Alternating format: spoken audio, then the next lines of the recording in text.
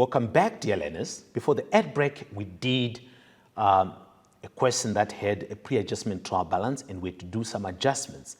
And we were able to do note number 4, 5, and 6, and we saw how that can be recorded in the statement of financial position. With me here, I have an application question that I would want us to do together, and it reads, Khadija, the owner of Khadija Boutique, does not know the total of her current assets. She has requested you to assist in calculating the total current assets for the current year. Let's assist Khadija. Here is the information that is given. All right, let's begin to deal with it individually. So the first one, a credit note was issued to our charge. A debtor for 3,000. This was for merchandise returned. The cost price of the goods returned was 2.4. No entry was made. So we take our trade debtors. I'm going to take the amount in the trial balance, which is 62,160. Then I'll say once goods are returned of 3,000 minus 3,000, that is for the goods returned. All right. And we want to see, will it affect our inventory? Yes. I'll come and say trading stock. I have 48,900. And then we can then see that goods were returned of 2,400. So I'll come and say minus 2,400. Actually, it has to be plus because goods have been returned. So it's not minus, it is rather plus. All right? Remember that. Once goods are returned, we adjust the selling price in trade and other receivables. But in inventory, we bring the cost price and we say plus 2,400 because the goods are coming back into the business. So it's a plus 2,400 and not a minus, a plus 2,400. That is what we would have done with adjustment number 1. I want to see what to do with adjustment number 2. Okay, that is adjustment number 1. Adjustment number 2 reads, a donation of goods to an old age home was not recorded. The cost price is 6,000. So I'll come here. Remember, we have already started our inventory note. We had 48.9, which is this one. And we had 2,400, which we adjusted already. Now we have a donation of 6,000. What then do we do when goods are donated? We come, we say minus 6,000. So we must come here and say minus 6,000. That is what you then see here, minus 6,000.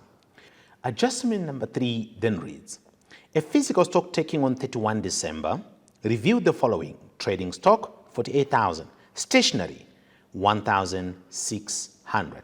Therefore, this must be adjusted in note 4, our inventory note.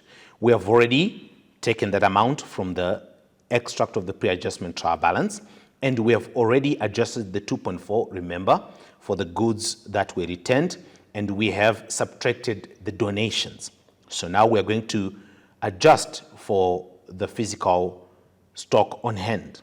So I'll come here and I'll say my 48,000 comes here. Once you're given the stock on hand, you bring it into this last column. Then you now say, what is the difference between 48.9, 2,400, 6,000? For you to get to 48,000, are you going to add something or subtract something here? So if you say 48.9 plus 2.4 minus 6,000, you realize that you have to come and say plus 2.7 for you to arrive at 48,000.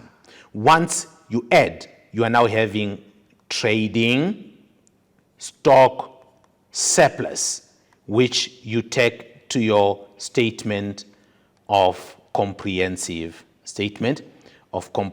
income. All right, so the physical stock on hand comes here, the 48,000. Then the last one is the stationery on hand. So I'm going to come here and I'm going to have my consumable stores on hand. All right, I have my consumable stores on hand. And my consumable stores on hand is 1,600. So I'll come and say plus 1,600. I'll then add these two amounts, which give me 49,600. 49,600. All right, that is adjustment number 3. Let's see what adjustment number 4 says. It says, received 960 from a debtor, W. Nando, who was declared insolvent. His estate offered to pay a dividend of 40 cents for every rand owed. No entries were made in the books. Okay, so we have already made some adjustments onto our trade debtors, but we are being told that we received 960. So we have a debtor that was owing in total 100 cents. That is the full debt. However, we have received 960, that is 40 cents in the rand. That means 60 cents in the rand becomes what we call bad debts. The 40 cents in the rand is what we have received. Now we want to know what we have received is how much? 960. So we want to know what is the bad debt amount going to be. So what we want is 60. What we have is 40 multiplied by 960. That is going to give me 1,440. This amount will be written off as bad debts, 1,440.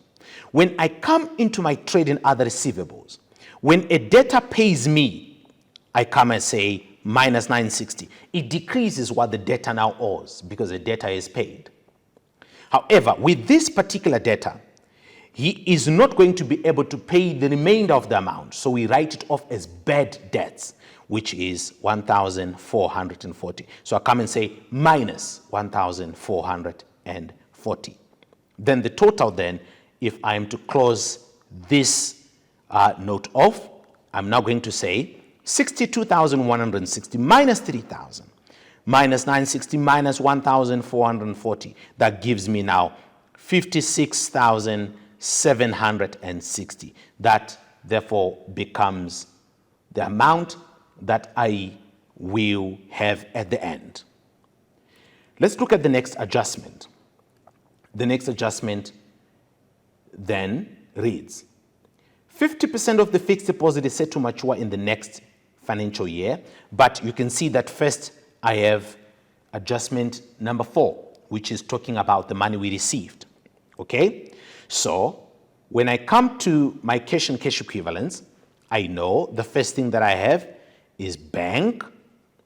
That is bank, and my bank is 72,800. That is my bank. Then I have cash float. I'm going to have my cash float here. I'm going to have my cash float here. If I take you to what we have just done, remember we have received 960. Once we have received it and no entry is made in the books, we must come and add it to our bank plus 960. This is what we have received. We add it to our bank. All right? And therefore, my total therefore becomes 73,760. My cash float, it is 5,400. There it is. Cash float, 5,400. And then number 5, 50% of the fixed deposit is set to mature in the next financial year. My fixed deposit is 67,000 from Nigel Bank. 50% of that is set to mature. So I'll come here and say 67,000. Multiply that by 50%. That is going to give me 33,500. So I'll come here, then I'll say fixed deposit. Fixed deposit that is maturing. Fixed deposit maturing within 12 months. Fixed deposit maturing within my 12 months. That is my 33,500. So I'll come here and I have my 33,500. Then I'll add these three amounts, 73,760 plus 5,400 and then 33,500. That would then give me 112,660. That becomes the total for my cash and cash equivalents. Now, I know that the moment I have the total for cash and cash equivalents, which is that one there, I already had my inventory, and the amount was 49.6. So I'll come here. I have my 49.6. Let me see if I have another one. Yes, trade and other receivables, 56,760. So I'll come here. It's 56,760. Do I have another one? Yes, cash and cash equivalents, 111,700. 111,700. I'll then add my inventories, 49.6, trade and other receivables, 56,760, then cash and cash equivalents, 111,700. That gives me 218,060. 218,060. Once I have that, I know I have my total of current assets.